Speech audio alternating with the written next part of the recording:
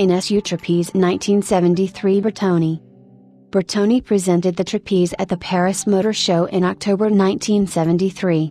The prototype, an important design project, was mounted with a central NSU R080 engine with rotating piston.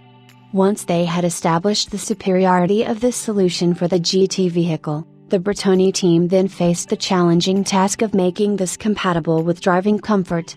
The engine was mounted lengthways, to optimize weight distribution, and to get round the problem of engine bulk in the cockpit, the seats were laid out in a trapezium formation.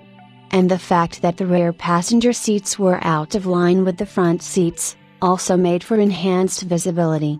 The two front seats, set very close together, allowed the passengers in the back to stretch out their legs fully in the space created between the front seats and the door.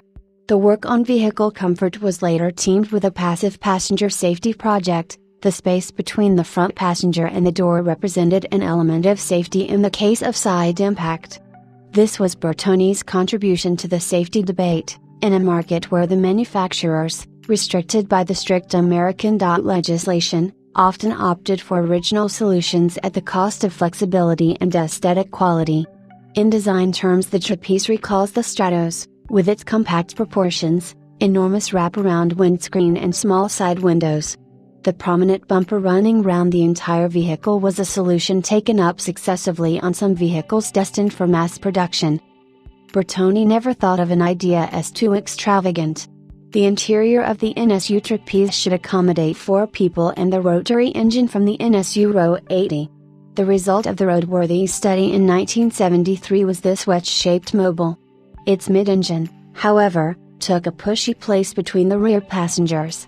The robust drinking habits of the Wankel engine were not the right engine for any car shortly before the oil crisis. The R080 itself was only built until 1977, Wankel engines remained an exception. Yes, not a meal, a trapezium. This is how the name of the NSU Trapeze concept is translated, and it is not surprising, just look at the car in profile.